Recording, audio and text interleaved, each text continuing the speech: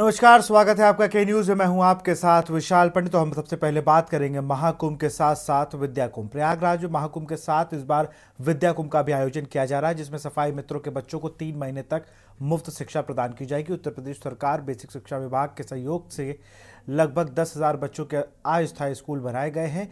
ये school smart class और आधुनिक सुविधाओं से लैस हैं ताकि बच्चों को अच्छी शिक्षा मिल सके। इसकी पहल से बच्चों को किताबें, यूनिफॉर्म और स्टेशनरी भी दी जा रही है, जिससे उनकी पढ़ाई में कोई रुकावट ना हो। महाकुंभ मेला 13 जनवरी से शुरू होकर 26 फरवरी तक चलेगा। इस रिपोर्ट को देखिए। प्रयागराज में महाकुंभ मेला अधिकारियों ने उत्तर प्रदेश सरकार के बेसिक शिक्षा विभाग के सहयोग से उन बच्चों की शिक्षा का स्पेशल इंतजाम किया है जिनके माता पिता आयोजन की तैयारियों में बतौर सफाई मित्र शामिल हैं। विद्या कुंभ नाम की इस पहल ने मेला स्थल पर प्रयागराज और पड़ोसी क्षेत्रों के लगभग 10,000 सफाई मित्रों के बच्चों के लिए अस्थायी स्कूल बनाए हैं। जैसे पूरे महाकुंभ में स्वच्छता व्यवस्था को सुनिश्चित करने के लिए लगभग 10,000 सफाई मित्रों को हम लोग ने यहाँ पे अपने मेला प्रशासन ने लिया है। अभी तक लगभग 8,000 सफाई मित्र हमारे यहाँ आ चुके हैं। उनके रहने की व्यवस्था करने के लिए प्रत्येक सेक्टर में हम सैनिटेशन कॉलोनी बनाते हैं, जहाँ पे उनके रहने की संपूर्ण व्यवस्था होती है, टॉयलेट्स रहते हैं। और बच्चों की पढ़ाई के लिए स्पेसिफिकली हम लोग विद्यालय और आंगनबाड़ी बना रहे हैं। अभी हमारे 2 सेक्टर्स में, सैनिटेशन कॉलोनी 1 और सैनिटेशन कॉलोनी 2 में हमारे आंगनबाड़ी और हमारे जो विद्यालय हैं, प्राथमिक विद्यालय, वो संचालित हैं।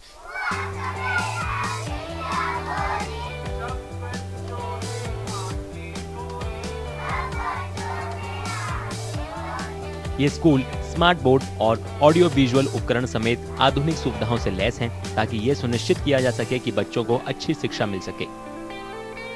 किताबें, यूनिफॉर्म और स्टेशनरी भी बच्चों को फ्री में दी जा रही हैं, जिससे बच्चों की पढ़ाई में कोई रुकावट न आए। ये पहल इसलिए शुरू की गई है ताकि माता पिता के काम में व्यस्त रहने की वजह से उनकी पढ़ाई में कोई दिक्कत ना हो।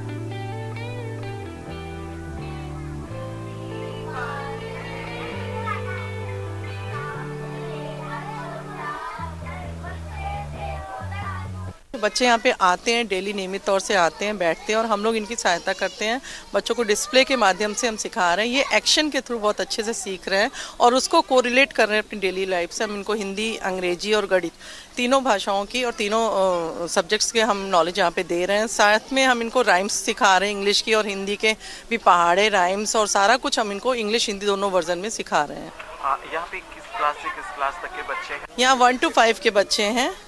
क्लास 1 to 5 के बच्चे भी, आंगनबाड़ी भी हमारा केंद्र यहाँ पे चल रहा है। वैसे भी हम लोगों के यहाँ एक डिजिटल क्लास भी स्मार्ट क्लास के रूप में चलाई जा रही है। इन बच्चों को अच्छी शिक्षा मिल सके और ये बच्चे अलग से फील कर सकें और जो 3 महीने का इनका जो पढ़ाई का गैप होने वाला था वो ना हो। जब ये यहाँ से लौट के इनके माँ बाप जाएं अपने घर स्कूलों में, तो ये बच्चे कहीं ना कहीं पहले से इनरोल्ड थे, तो वो हम वही पढ़ाई हमारे बेसिक शिक्षा विभाग के द्वारा किताबें उपलब्ध कराई गई हैं, ड्रेस उपलब्ध कराया गया है, उमंग किट, हम कॉपी किताब सब कुछ अवेलेबल करा रहे हैं। स्कूली बच्चों के माता पिता सफाई के काम में व्यस्त हैं, लेकिन बच्चे नई चीजें सीखने के लिए काफी उत्सुक नजर आ रहे हैं। स्कूल में पढ़ के कैसा लग रहा है आपको? हमको बहुत अच्छा लग रहा है। रोज स्कूल आ रहे हो? Yes sir. क्या क्या पढ़ लिया यहाँ पे? यहाँ कॉपी मिली है, ड्रेस मिली है, पेंसिल, रबड़ मिली है। अच्छा, क्या क्या पढ़ा है, क्या क्या सीखा है यहाँ पे आपने? गिनती, पहाड़ा, मंत्राएं, ककहरा। अच्छा, तो अपने गांव में भी पढ़ने जाते थे? Yes sir. स्कूल में आके कैसा लग रहा है आपको? बहुत अच्छा लग रहा है। रोज आते हो स्कूल? Yes sir.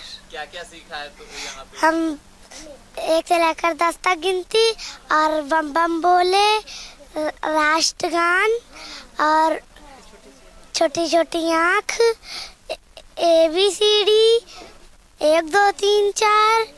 तो अच्छा लगता है यहाँ पे? हाँ सर। महाकुंभ मेला इस साल 13 जनवरी से शुरू होगा और 26 फरवरी तक चलेगा।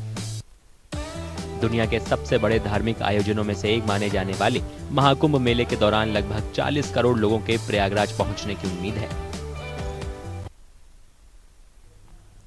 अब बात करेंगे, ठंड है प्रचंड। उत्तर भारत में रविवार को कई जगह पर घना कोहरा और शीतलहर का प्रकोप रहा, जिसमें आम जनजीवन बुरी तरह प्रभावित हुआ। कोहरे के कारण दृश्यता कम हो गई, जिससे यात्री सड़क पर रेल और हवाई मार्गों से परेशानी करनी पड़ी।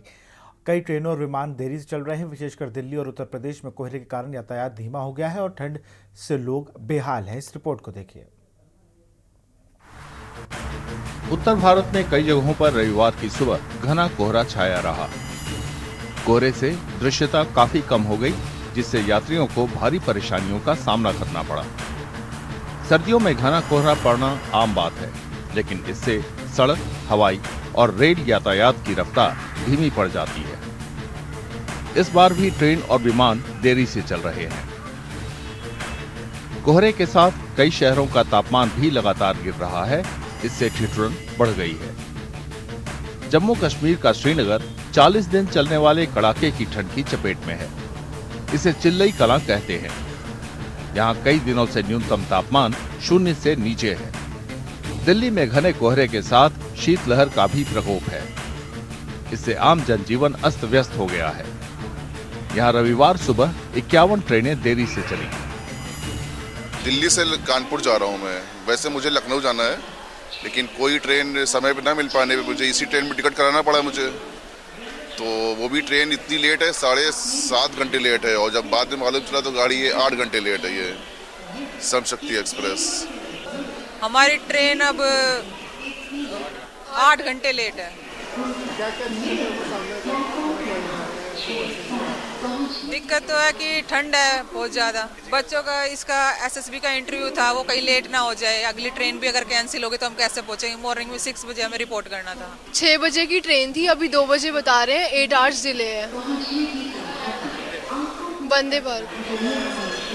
मेरा एसएसबी का इंटरव्यू है कल, तो उसके लिए हम लेट हो जाएंगे फिर, अगर और भी ज़्यादा ट्रेन डिले होती है या कैंसिल होती है तो। राष्ट्रीय राजधानी दिल्ली में विमानों का आना जाना भी काफी प्रभावित हुआ है। रविवार सुबह कई विमान देरी से उड़े। मौसम विभाग का अनुमान है कि रविवार को दिल्ली में ज्यादातर जगहों पर छिटपुट बादल छाए रहेंगे। हल्का फुल्का कोहरा भी हो सकता है। उत्तर प्रदेश का कौशाम्बी रविवार सुबह कोहरे की घनी चादर से ढका रहा। इससे यात्रियों को परेशानियों का सामना करना पड़ा। ये दिल्ली से आए हुए हैं और यहाँ बस स्टॉप में कोई व्यवस्था नहीं है, ना आग की कोई व्यवस्था है, ना कोई बुलाव की व्यवस्था है। सुबह हम 5 बजे आ गए हैं यहाँ पे। कानपुर जा रहे हैं एग्जाम देने, और यहाँ ये भैया दुकानदार वाले हैं, इन्हीं के माध्यम से आग जलवाई गई है और अच्छी व्यवस्था है। मथुरा में भी घने कोहरे से रोजमर्रे का जीवन अस्त व्यस्त हो गया। इसका असर लोगों की दिनचर्या पर पड़ा। कोहरा बहुत भयंकर कोहरा पड़ रहा है, गहरा कोहरा है। आज सुबह सुबह घर से निकले हो, कहाँ जा रहे हो? मंडी जा रहे हैं। कैसा लग रहा है इस समय यहाँ पे? यहाँ पे ऐसा लग रहा है, बहुत डर सा लग रहा है। हाँ। अच्छा, आपको गाड़ी चलाने में कितनी तकलीफ हो रही है? बहुत हो रही है। 2 3 4 कपड़ा पहन रखा है। 4 कपड़ा, जब भी ठंड नहीं रुक रही, कोहरा भी बहुत है, पर मंडी जा रही पर करना पड़ा पेट के लिए। मथुरा के मंदिरों में सालों भर सैलानियों का तांता लगा रहता है। उन्होंने भी दृश्यता कम होने की शिकायत की। कोहरा है, काफ़ी ठंड है, और अभी मंदिर जो है पूरी तौर से दिखाई नहीं पड़ रहा है। हम लोग जो है सर्दी में काफ़ी ठंडी हो रही है। सर्दी तो यहाँ बहुत ज़बरदस्त है, कोहरा भी कसकर है। कैसा लग रहा है यहाँ आकर आप? नहीं, फिर मंदिर के आए हुए दर्शन करने के लिए सासु तो ठंडक ठीक है। अभी भी देखिए कोहरा इतना है कि किसी जन्मभूमि भी दिखाई नहीं दे रही। सक्षम नहीं है, खूब स्पष्ट नहीं दिख रहा है, जबरदस्त कोहरा चल रहा है। कैसा मौसम है यहाँ पर? नहीं, मौसम तो नहीं अच्छा लग रहा है, लेकिन बर्फीला मौसम लग रहा है। कड़ाके की ठंड एहसास हो रहा है। बहराइच में घने कोहरे की वजह से खासकर स्कूली बच्चों और शिक्षकों को आने जाने में गंभीर समस्या हुई। थोड़ा ठिठुरन बढ़ जाती है और कोहरे की वजह से विजिबिलिटी वगैरह कम हो जाती है, तो आने जाने में भी समस्याएं होती हैं। क्लास की टाइमिंग वगैरह भी थोड़ा चेंज करना पड़ जाता है। दिक्कत ये आती है कि बच्चे जो थोड़ा दूर से आते हैं उनको ज़्यादा समस्याएं हो जाती हैं, तो इस वजह से हम लोग थोड़ा टाइमिंग भी डिले करते हैं। और जैसे आप देख रहे हैं, आज ये एग्ज़ाम्स भी चल रहे हैं, KDC के पास हम खड़े हुए हैं, तो यहाँ बहुत सारे बच्चे बड़ी दूर से आ रहे हैं, इनको समस्याएं भी हो रही हैं, थोड़ा लिखने में भी समस्या और हर एक चीज़ में। उत्तराखंड में तापमान लगातार कम हो रहा है। इससे राजधानी देहरादून में दैनिक जीवन बुरी तरह प्रभावित हुआ है। कई लोग गर्मी के लिए अलाव का सहारा लेते दिखे। ठंडी बहुत आई है। हम सुबह उठते हैं 4 बजे, तसले में आग जलाते हैं, पब्लिक आती है बाहर की, हमारे दौरे बैठती है, ठंड में सुगड़ती है और बढ़िया करके हम उन्हें तपाते हैं। बहुत ठंडी पड़ रही है। हरिद्वार में शीतलहर को देखते हुए जिला प्रशासन ने रैन बसेरों में अलाव, कंबल और दूसरी व्यवस्थाएं की हैं। हरिद्वार जनपद में शीतलहर चल रही है और उसके परिप्रेक्ष्य में रैन बसेरों को एक्टिवेट कर दिया गया है। नगर पालिकाओं में, नगर पंचायतों में रैन बसेरे बना दिए गए हैं। उसमें हीटर की व्यवस्था की गई है, पीने के पानी की व्यवस्था की गई है, टॉयलेट वगैरह की व्यवस्था की गई है, बिस्तर की व्यवस्था की गई है और उसके नज़दीक में अलाव भी सब जगह जलाए जा रहे हैं। उसमें आके लोग रुक भी रहे हैं, वहाँ पे रजिस्टर बनाया गया है, प्रबंधक भी एक रखा गया है और इसके अलावा कंबल वितरण का कार्यक्रम भी किया जा रहा है। लगभग 1200 कंबल हमने खरीद के दिए हैं तहसीलों को। बिहार में रविवार सुबह कई जगहों पर घना कोहरा छाया रहा। राज्य के कई हिस्सों में शीतलहर भी तेज हो गई है। ठंडे मौसम के बावजूद बोधगया के विश्व धरोहर महाबोधि मंदिर में सैलानियों की भीड़ थी।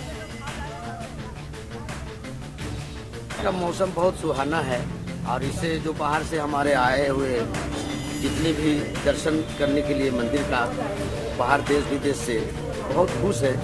उनको चूँकि ठंडा मौसम ही अच्छा लगता है घूमने में। मौसम विभाग का अनुमान है कि अगले 3-4 दिनों तक पटना समेत बिहार में अलग अलग जगहों का न्यूनतम तापमान 6 से 11 डिग्री सेल्सियस के बीच रहेगा। और अब बात करेंगे भ्रष्टाचार की मार। खबर अलीगढ़ से है, जहां नगर निगम बोर्ड बैठक में अनियमितताओं और भ्रष्टाचार को लेकर जमकर हंगामा हुआ। सभासद ने जन्म मृत्यु प्रमाण पत्र जारी करने में भ्रष्टाचार के गंभीर आरोप लगाए। कहा कि अधिकारियों ने 100 करोड़ रुपए की कीमत की पोखर की मिट्टी बेच दी, साथ ही निगम संपत्तियों पर अवैध कब्जा कराने का आरोप है। सदन में चर्चा के लिए बिना 900 करोड़ रुपए कार्यों को स्वीकृत किए जाने के भी नाराजगी जताई। दावा किया गया कमीशन और मुख्यमंत्री के यहाँ सुनवाई न होने पर न्यायपालिका की शरण में जाएंगे।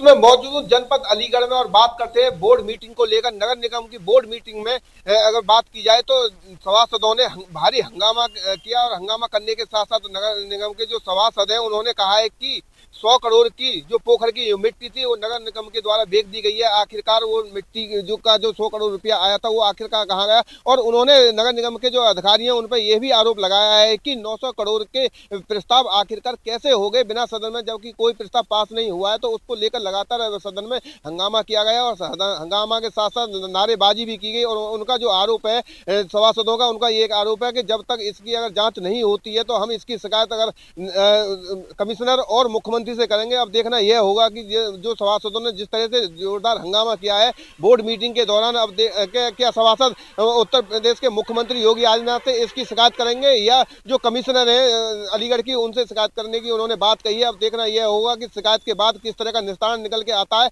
और ये तो वक्त बताएगा। लेकिन अगर फिलहाल की अगर बात करें तो बोर्ड मीटिंग में जिस तरह से जोरदार हंगामा किया है, हंगामा के साथ साथ सभासदों ने नारेबाजी करते हुए प्रदर्शन किया है और प्रदर्शन के बाद उन्होंने कहा है कि आखिरकार बिना प्रस्ताव के इतना पैसा कैसे निकल गया। तो उसको लेकर उन्होंने कहा है कि हम इसकी शिकायत कमिश्नर से करेंगे और कमिश्नर के साथ साथ उन्होंने मुख्यमंत्री से शिकायत करने की बात की। अगर वहां से भी उन्होंने कहा है कि अगर हमें वहां से भी अगर न्याय नहीं मिलता है तो हम कोर्ट की शरण में जाएंगे। अब देखना यह होगा कि आखिरकार जो सभासदों ने मन बनाया है वो इस मामले को लेकर कहां तक जाते हैं। लेकिन फिलहाल की अगर बात करें तो फिलहाल नगर निगम की जो बोर्ड मीटिंग है उसमें सभासदों ने जोरदार हंगामा किया है। अनिल मीना, केंद्रीय इंडिया, अलीगढ़। और अब बात करेंगे बयान पर बवाल। भाजपा के पूर्व सांसद और दिल्ली चुनाव में कालकाजी सीट से उम्मीदवार रमेश बिधूड़ी का प्रियंका गांधी पर कथित विवादित टिप्पणी वाला एक वीडियो सोशल मीडिया पर वायरल हो रहा है। इस वायरल वीडियो में वह दिल्ली में कालकाजी की सड़कें प्रियंका गांधी की गालू जैसी बनाने की बात कर रहे हैं। रमेश बिधूड़ी ने कार्यक्रम में कहा कि चुनाव जीतने के बाद वह कालकाजी की सारी सड़कों पर प्रियंका गांधी के गालू जैसे बना देंगे। उनके इस बयान पर अब बवाल मच गया है। कांग्रेस बीजेपी पर बिधूड़ी के इस बयान के लिए माफी मांगने को कह रही है। कांग्रेस ने भाजपा को महिला विरोधी पार्टी बताते हुए रमेश बिधूड़ी की टिप्पणी को शर्मनाक बताया और कहा कि ये उनकी कुरूप मानसिकता और भाजपा के चरित्र दर्शाता है। कांग्रेस प्रवक्ता सुप्रिया सीनेट ने कहा कि ये भाजपा का असली चेहरा है। शीर्ष नेतृत्व को प्रियंका गांधी से हाथ जोड़ के माफी मांगी। एक बार वो वीडियो देखिए और क्या कुछ कहा सुप्रिया सीनेट। और इस वीडियो वायरल होने के बाद बिधूड़ी ने, ये भी देख लीजिए। प्रियंका गांधी के गाल जैसे कालका जी भी सुधार कैंप के सामने वाली, बराबर वाली, अंदर वाली सारी की सारी सड़कें प्रियंका गांधी के गाल जैसे जरूर बना देंगे।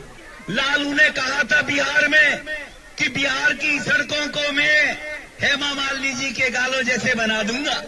लालू ने झूठ बोला था, नहीं बना पाया, लेकिन मैं आपको विश्वास दिलाता हूं, जैसे ओखले की सड़कें हमने बना दिए, संगम बिहार की सड़कें बना दिए, इसी प्रकार से कालका जी भी सुधार कैंप के सामने वाली, बराबर वाली, अंदर वाली सारी की सारी सड़कें प्रियंका गांधी के गाल जैसे जरूर बना देंगे। मालिनी जी महिला है कि नहीं है, मुझे बताइए। हेमा मालिनी जी महिला है नहीं है?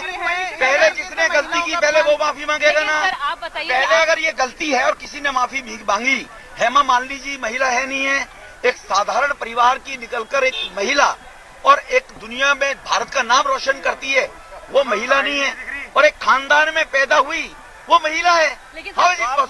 डिस्प्यूट, जब दो जगह डिस्प्यूट पैदा होता है तो लोग कहते हैं आपने ये गलती करी, आप इसको रेक्टिफाई करें, दूसरा भी करेगा।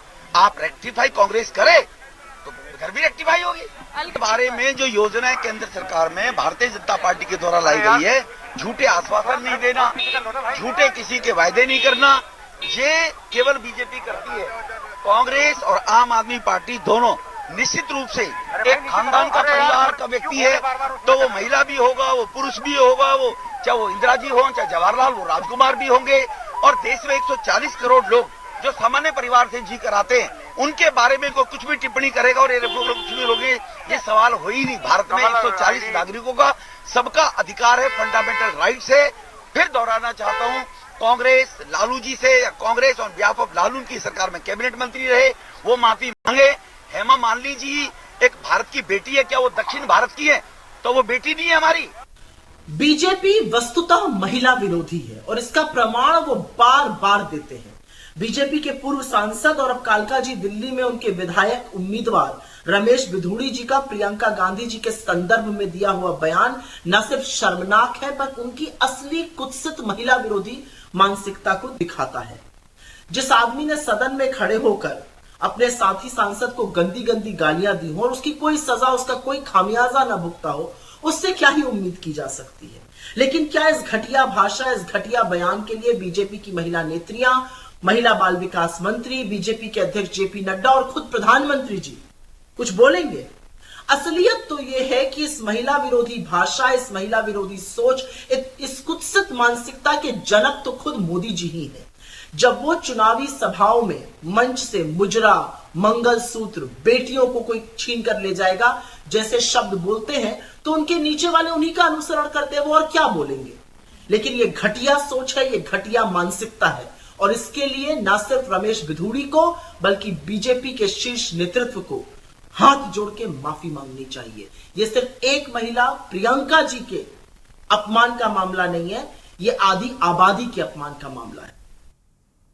और अब बात करेंगे नक्सली ढेर। बता दें आपको, छत्तीसगढ़ में नक्सलियों के खिलाफ लगातार कार्रवाई की जा रही। इसी बीच दंतेवाड़ा और नारायणपुर जिले के सीमा पर अबू जमाल के जंगल में पुलिस नक्सलियों के बीच शनिवार को रात में मुठभेड़ हो गई। इस मुठभेड़ में डीआरजी जवान प्रधान आरक्षक सन्नू कारम शहीद हो गए। वहीं जवानों ने 4 नक्सलियों को भी मार गिराया। बताया जा रहा है कि शनिवार देर रात 4 जिले के 1000 जवानों ने नक्सलियों को कोर इलाके घेर लिया था। दोनों तरफ से रात भर रुक कर गोलाबारी होती रही। इसी ऑपरेशन दंतेवाड़ा, नारायणपुर, कोंडागांव और बस्तर जिले की डीआरजी और एसटीएफ की टीमों को भेजा गया। जवानों ने 4 नक्सलियों को मार गिराया और शव को लेकर जवान लौटे। वहीं डीआरजी के एक जवान को शहादत भी मिली।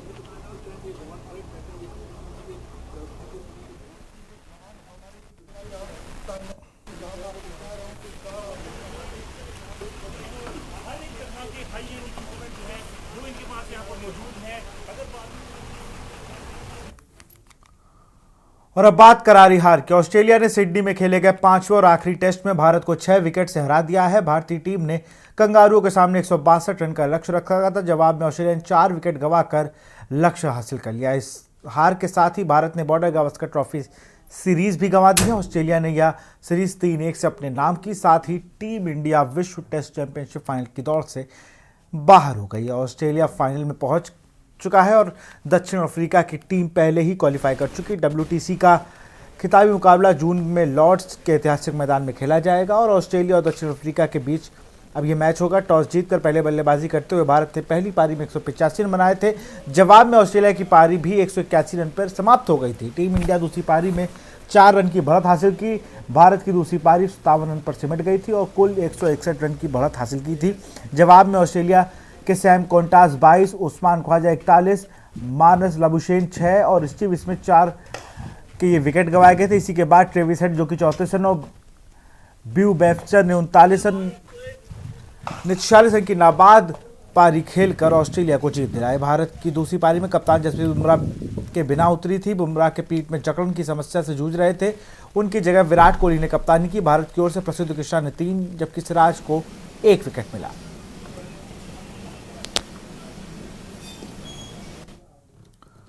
तो फिलहाल इस बुलेटिन में इतना ही। देखते रहिए न्यूज़ इंडिया। नमस्कार।